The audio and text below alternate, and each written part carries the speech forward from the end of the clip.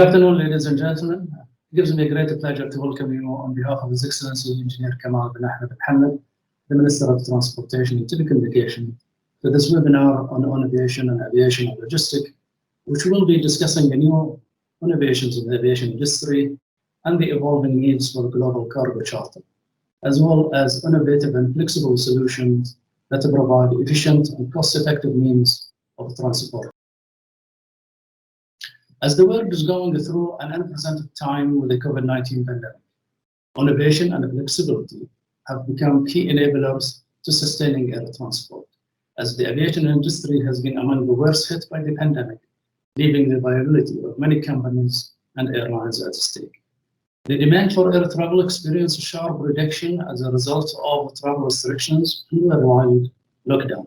However, with air cargo being essential for the smooth operations of the global supply chains, its demand increased, and air freight has become the lifeline to commercial airlines, as many started using their grounded passenger fleet to transport cargo by rifting passengers' plane to transport cargo as a means to revitalizing business.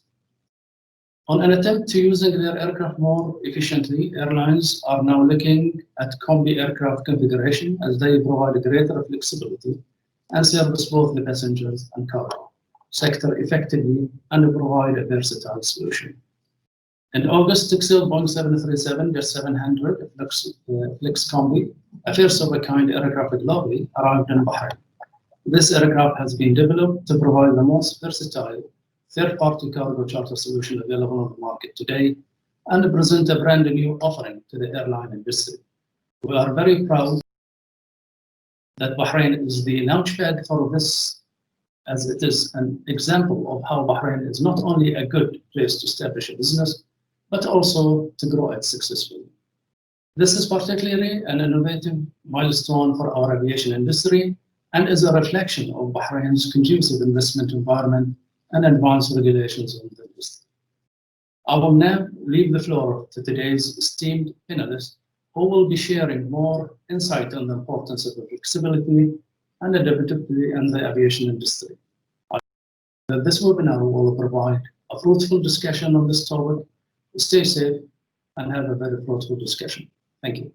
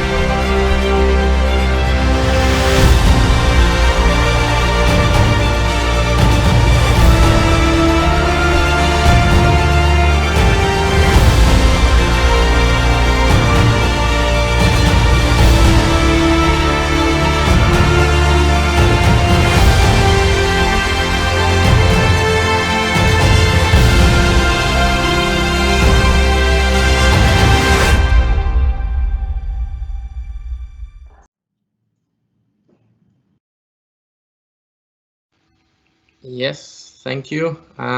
Thanks a lot. Thanks to the audience for joining this webinar. Thanks for the warm welcome to Bahrain, even if it's virtually. And thanks to the panelists, great team. We hope that it's of interest what we will be discussing. So the idea is to have a 30 minutes conversation around flexibility and adaptability in the industry, and how this is crucial or important in the current situation even more. This is part, as we have already said in the introduction, is part of the arrival of the newest member of the fleet for Texel Air, 737-700, with a very special, unique configuration that we will be discussing. Yes, so that was the video. As a matter of introduction, I mean, everybody in this round is very aware of the unprecedented circumstances of the aviation industry as a whole currently. There is a level of uncertainty, so disruption, a significant level of disruption, and there is different scenarios that define the way we will move forward, but nobody knows exactly the reality of the short-term future. There is also a positive side on aviation as a whole. We've seen, and Accenture within our Seabury Consulting cargo practice, we've seen the cargo industry rising. So during the pandemic, if we look to capacity, all freighter aircraft capacity on average have increased around 26% year on year. If we look, for example, to express freighters, it's going almost to 30% capacity increase. And for example, for large freighters, we've seen peak utilizations coming close to 14 hours a day. So this is unprecedented, and it's a mirror of the current situation where cargo business it's on high demand. So this works a bit of an introduction for the panel, and I hope the team will, or the panelists will be expanding this. For Tessel Air and this particular aircraft with this particular configuration, there is a path to grow and to expand, and business adaptability and flexibility for the business, it seems to be the selected way, in a very unique way, to grow further Tessel Air and expand. So let's start with George, CEO of Chisholm Enterprises and parent company of Tessel Air. I mean, you are the captain of this endeavor. I would like to start with you, George, and maybe you can further define or tell us what it is that makes this new aircraft to your fleet so unique, and how it came to life, and how does it fit with your business strategy and future steps. Thank you, Miguel, and thank you for the warm welcome, and I'd like to thank everyone for joining us today. The Flex Combi was really a journey that started for us back in 2015, when we started to look for a replacement for our classic fleet of 737s. We as Chisholm Enterprises have been operating 73s for the past 10 years, and over those years have modified our existing fleets with various STCs to meet our different customer needs.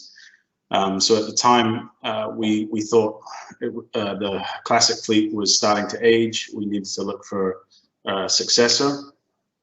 We poured through all of our data from the previous years on various requests, and then amassed a concept without choosing a platform.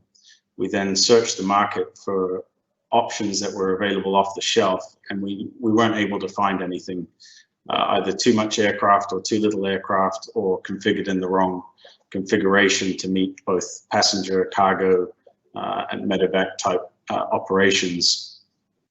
That's when we changed our focus and partnered with PEMCO. At the time, they were looking for an NG launch customer, and we managed to team up with them to develop the Flex Combi. Some of the unique features of this aircraft is its ability to change between 7 different configurations, which we have found particularly useful since its rollout into service in September this year, as we predominantly operated it as a cargo aircraft with the lower demands in the passenger world. But we are also seeing numerous demands for small groups of people to move on the aircraft to not well-served destinations, and at the moment, passenger air traffic is pretty limited at best. Some of the other features we rolled into the aircraft, as mentioned already, is the medevac, as well as a capability to enable it to operate in remote destinations such as the air stairs, head-up display, coupled with a enhanced vision system, which we'll be installing in 2021 to give the pilots the best situational awareness wherever they may be flying the aircraft.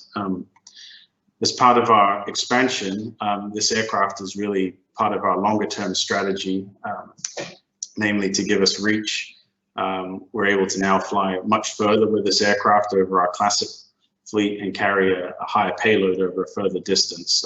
For comparison, we're able to fly somewhere around 10 to 12 tons over 5.5 hours. With our classics, it was around only about 4.5 hours with a minimal amount of freight, such as around 2 tons.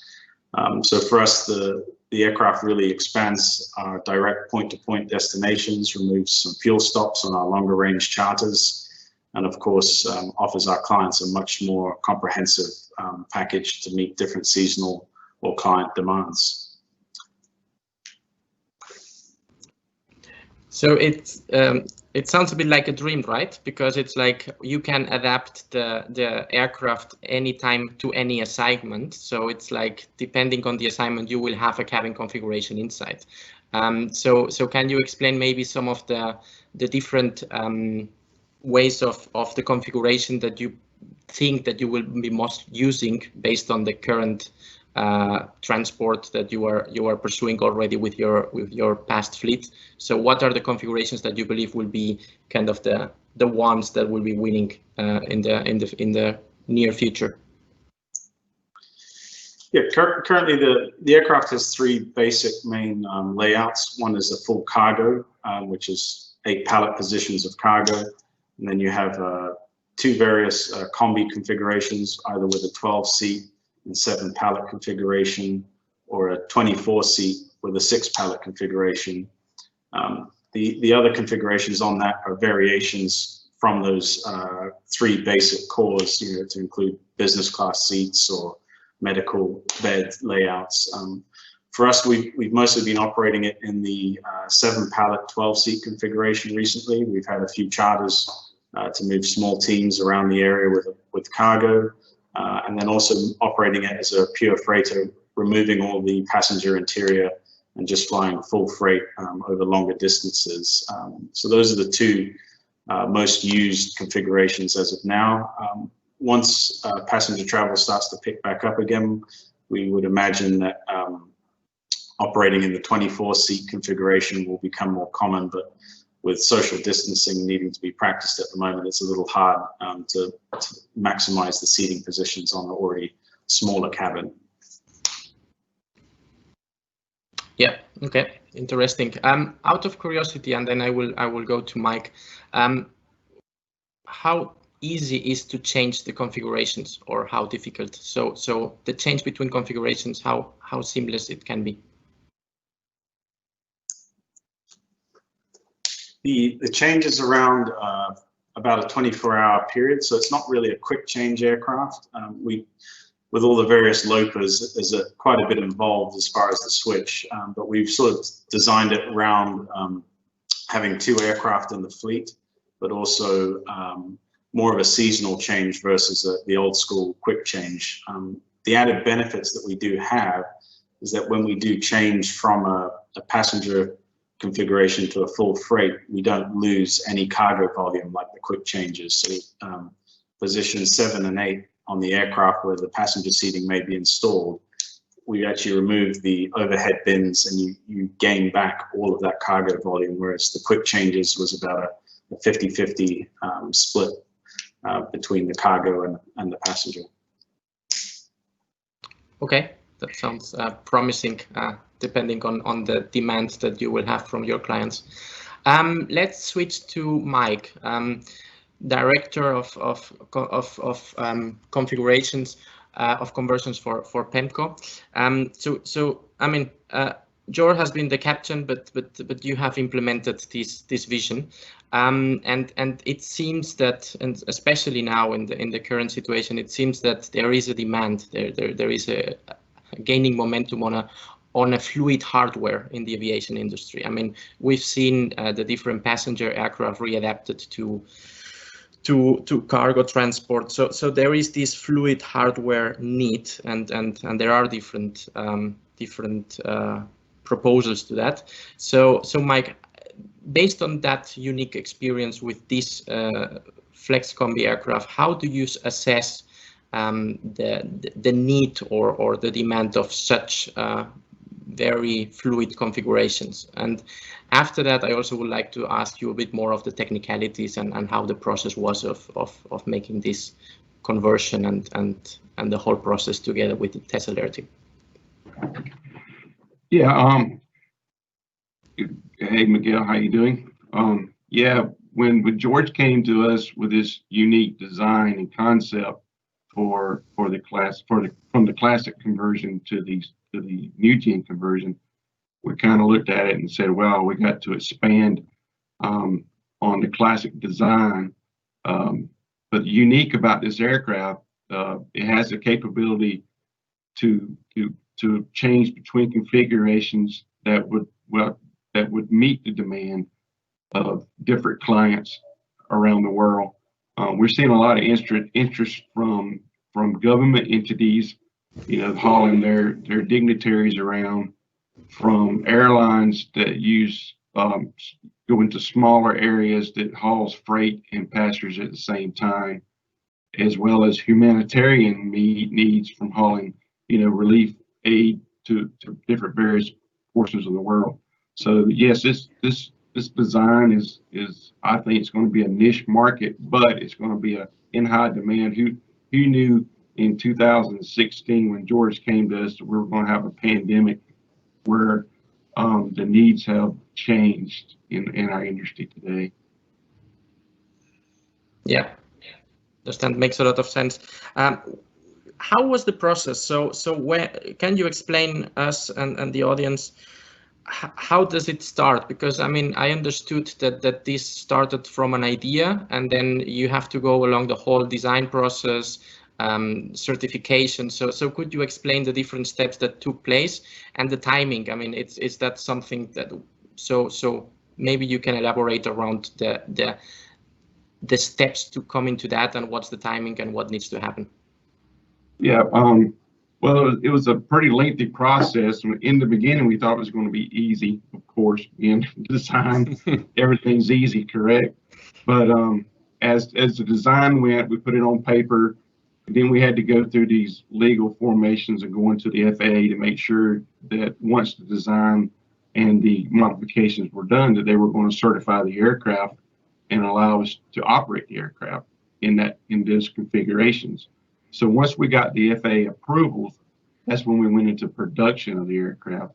We run into some challenges when you take an aircraft from a full freighter.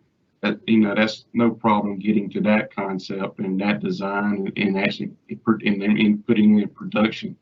But when you throw in the mix of hauling passengers with freight, the FAA requirements become more restricted as far as keeping the passengers safe in the event of a fire on board. And we had to show that capability, that if there were a fire on board, we had the capabilities to extinguish in the fire, and then keeping the passengers, of course, safe during this process if we had an event like that come place. So it had a series of test flights and regulations that we had to meet. So the concept to the design to actually getting the certification was actually about a 3-year process, which we thought in the beginning would be a year and a half. But we run into some problems in getting that design and to get certified. But it was not a design problem. It was just a series of events that caused us to delay. We had during our certification process, we had the downing of the MAX aircraft, which put more emphasis on safety of the aircraft. So we had to meet more demands of safety. So we had to make sure that our design met that criteria. So all in all, this was a challenging project, but I think it's going to be a profitable subject and for George and the Chisholm group. So it seems that during this process, George and Tesla Air team have done the hard work with you, and now we have an out-of-the-box product that can be used in the industry. Mike, do you believe that there will be momentum for such configurations? And probably you cannot speak of clients, but there is for sure a significant demand for such an aircraft, especially in the current situation, right?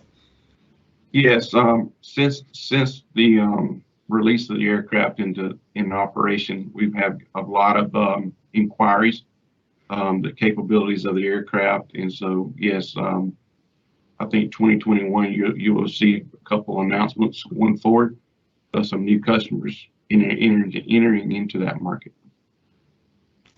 Perfect. Thanks, Mike. I think now I will switch to Des. Hello, Des. Great to have you here.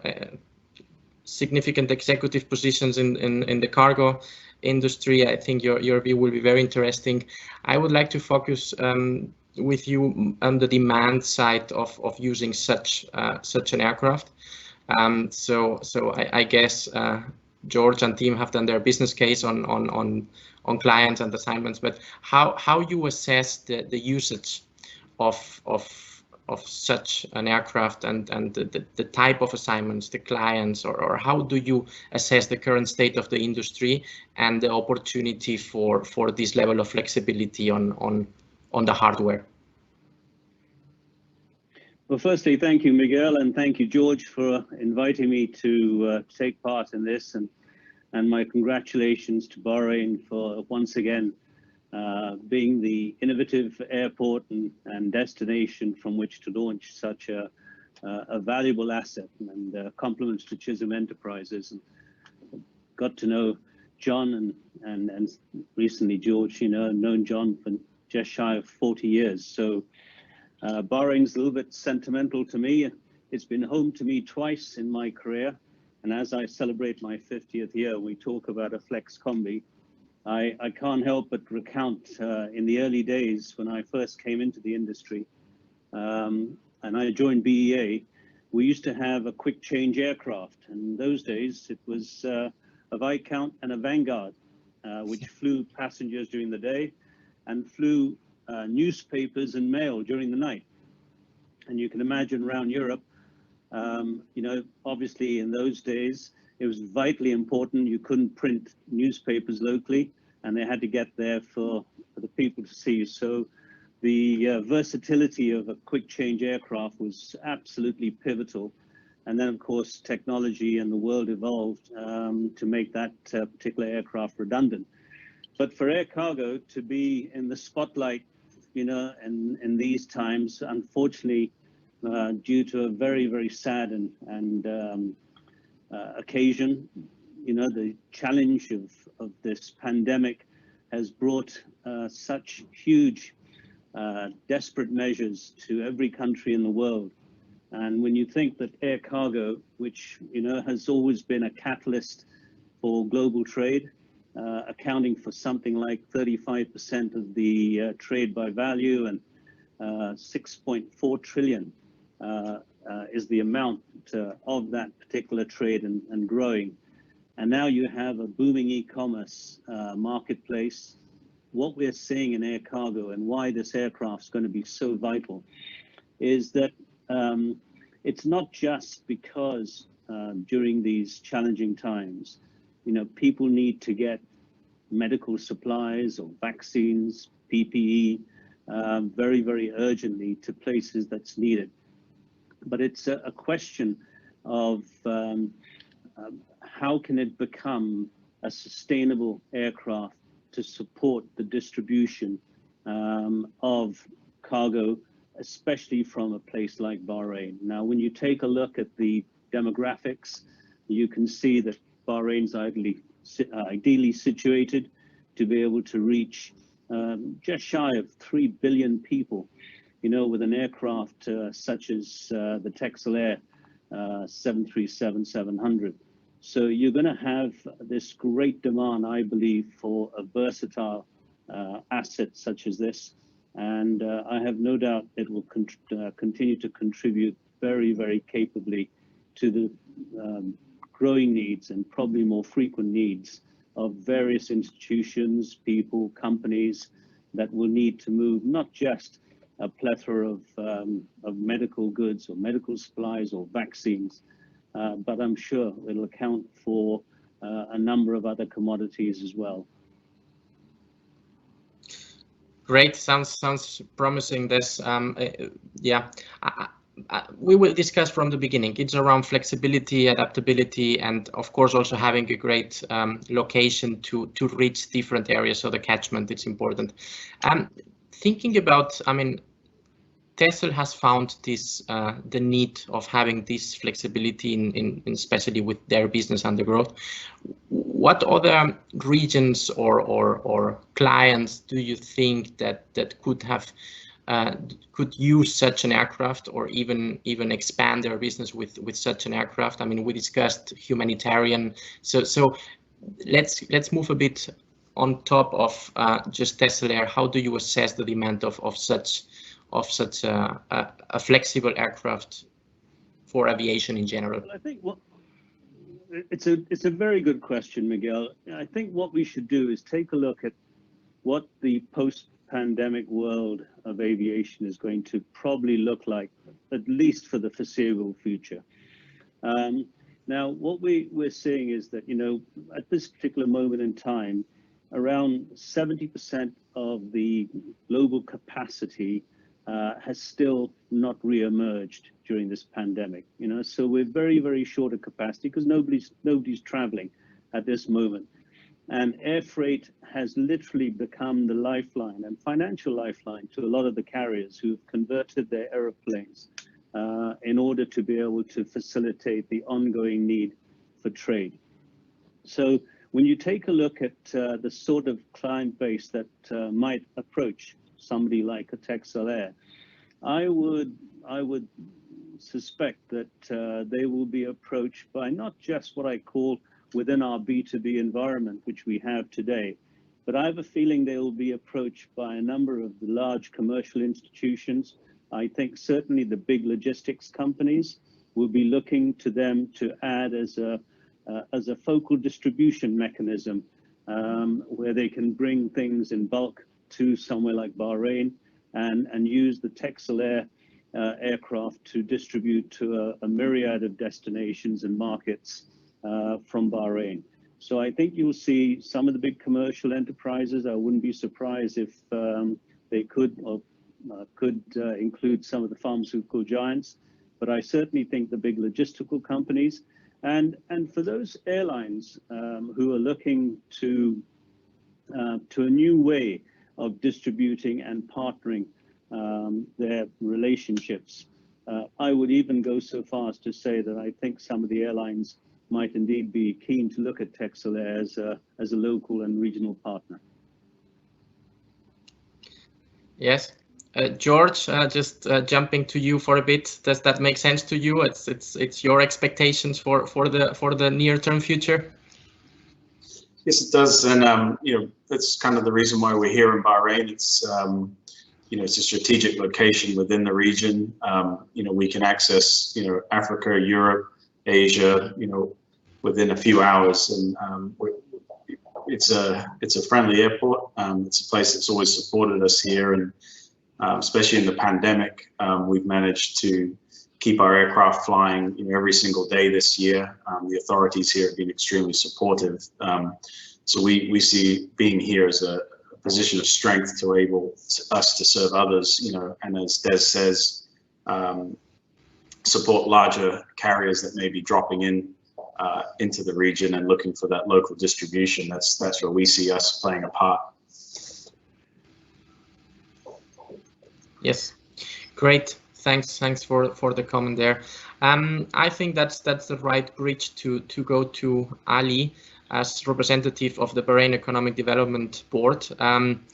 Thanks, Ali, for being with us. I think that goes in line with the last comments from George. I mean, they are doing a significant investment with this aircraft and believing on the development and growth of the cargo and logistics sector from and to Bahrain.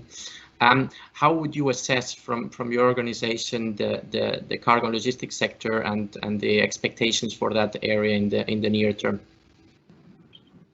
Thank you, Miguel. I think a good starting point is that when looking at cargo, transport, and logistics sectors holistically, I think it's worth mentioning that this vital sector currently constitutes around 78% of Bahrain's overall GDP, which is a healthy contribution and is very much in line with and comparable to what is seen in many developed countries.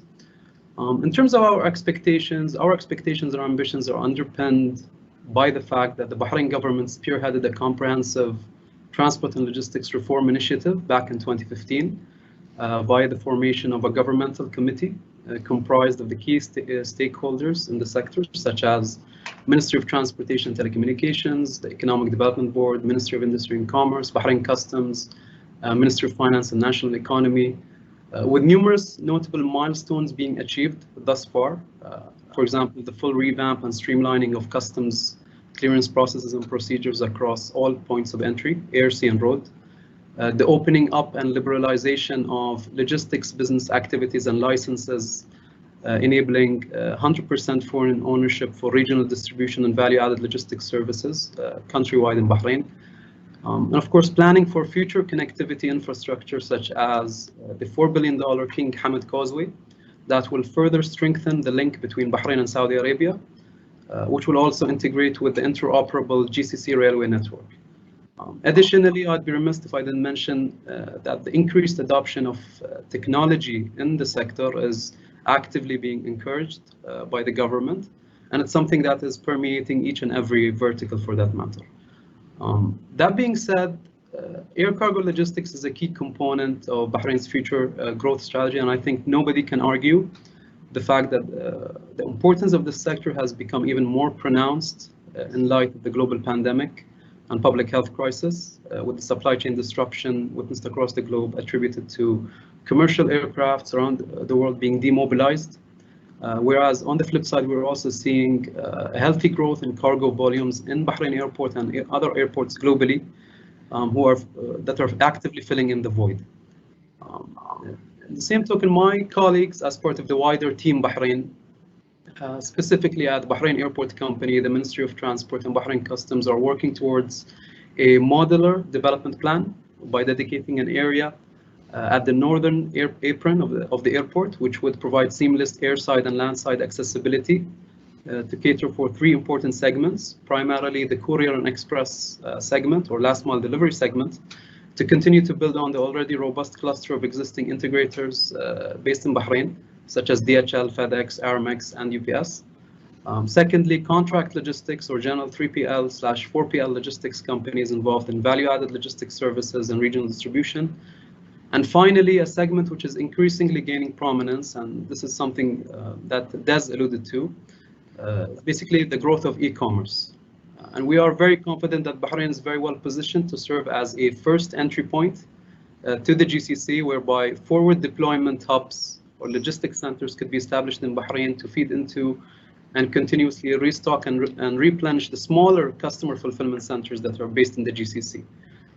Thus, Bahrain, we think, provides a very efficient B2B2C accessibility solution cross-border via the King Fahd Causeway and also by air to leverage the strong regional network connectivity provided by commercial aircraft such as our national carrier Gulf Air and the wider global connectivity which is provided by dedicated freighter operators like DHL and others. And I do think that the Texel Air setup, which serves a niche but equally important segment, fits in very nicely here as part of the wider air cargo logistics ecosystem. Sounds promising and an appropriate setting for Texel Air to pursue the strategy that they are fulfilling. I would like to ask another question in terms of investment easiness and startup phases for building a business in Bahrain in terms of cargo logistics or in general. Can you elaborate a couple of words around that, please? So on that front, basically the Economic Development Board, we're essentially the inward investment promotion agency for Bahrain. We offer a full-fledged service which encompasses providing information, business case support, finding suitable locations for investors to set up, guidance with the licensing, registration, etc. So, I mean, as part of any investment decision, obviously we do go into great detail at very granular level as well with investors and trying to address the key decision-making factors.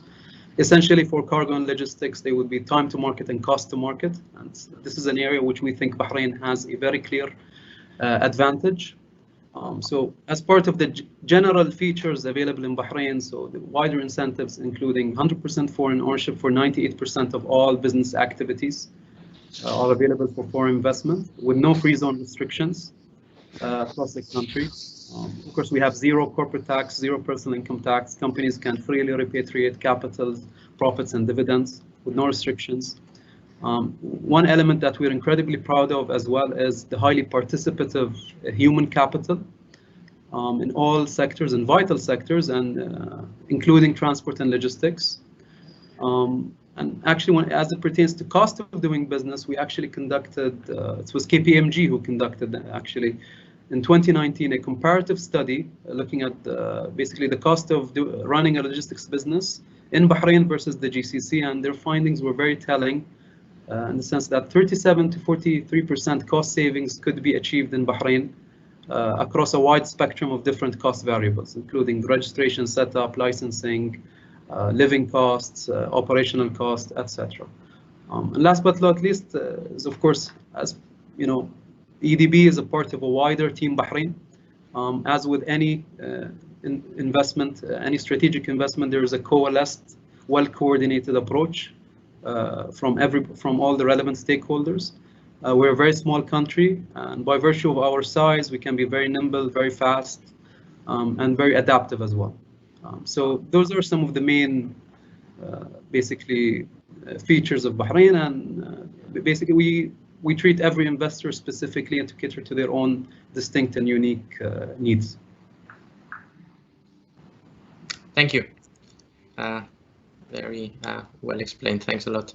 I think we are already quite advanced in time, so I guess let's try to make the audience also participative in the forum. There is one question, and I believe it's for you, George. Bruno Guerra, good afternoon all. Thank you for the opportunity. I would like to know on the future plans for Textile Air expansion in terms of fleet size, and also if the certification process is now more agile. Thank you again to all. So I think, George, that's more for you.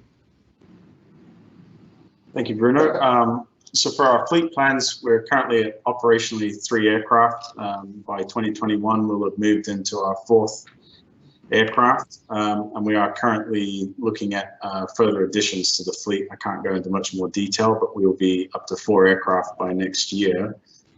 As far as certification, I believe it's around the Flex Combi, but the aircraft is FAA certified, and you know, Mike would be happy to take any inquiries, I believe, from any potential customers that may be out there. But for us, we'll be adding our 2nd Flex Combi here in Bahrain in around July next year. It's currently already with Mike and his team and under conversion, just started literally this week. So we expect to see it here very, very soon. Thank you, George. One question for Des. Sumit, around how do you rate the role of IATA in the current situation, especially the need to engage with various governments to ensure the air traffic services are restored? Well, I think IATA is playing a fairly pivotal role at the moment in trying to encourage governments to open up aviation again, because they all, you know, are able to appreciate the value that aviation brings, not just as you try to reignite your economic activity, but aviation does, other than, you know, facilitate this absolute essential supply chain to moving medical goods and vaccines and PPE at this time. You know, you've got to be able to catalyze economic activity. And so IATA is at the moment trying to encourage and providing best practice in terms of how you can safely travel and not spread the infection of COVID-19. So of course it continues to play a pivotal role. And one of the other things, of course, is that, you know, we must not forget that like everything else, border protection is probably the #1 priority for governments at the moment. They're trying to make sure they can contain everything relating to COVID within their own borders. And so they really are trying to be probably ultra cautious in what they will allow in terms of transportation, whether it be people and goods coming into the country, because there has been apparently some evidence of contamination within even goods, bringing in the infection. Now, I think that we're looking at standards, safety standards, security standards, at how this could be exercised, and IATA continues to be at the forefront of that particular challenge. Thank you. Well, I think. The question, by the way. Sorry. I hope that answered the question. From my perspective, yes. I hope also the audience is feeling the same. Okay, I think we are running out of time, so let's stop it here. If there are any more questions, and a couple of them, we are happy all the panelists and the group to reply them later on. So feel free to contact us if there is any further discussion on that topic. I personally believe that this aircraft is very interesting because it allows to adapt the hardware to what it's needed to be transported. So it's a bit the other way around. So thanks a lot, and I wish George and team happy landings. That's it from my side. Ditto that. Yeah, thank you, Miguel. And I'd just like to close by saying thank you to His Excellency Kamal Ahmed, Minister of Transport, and His Excellency Mohammed Thamar Al-Kabi for their patronage and support of the webinar today. My co-panelists today, Ali from the EDB, Miguel as the host, Des from UKargoWare, and Mike from PEMCO. And of course, the audience for logging in and registering today. Really appreciate it. And myself at Texelair and Chisholm, we're very thankful for everyone's participation today, and hope everyone's learned a little bit about our Flex Combi as well as business here in Bahrain. So thank you.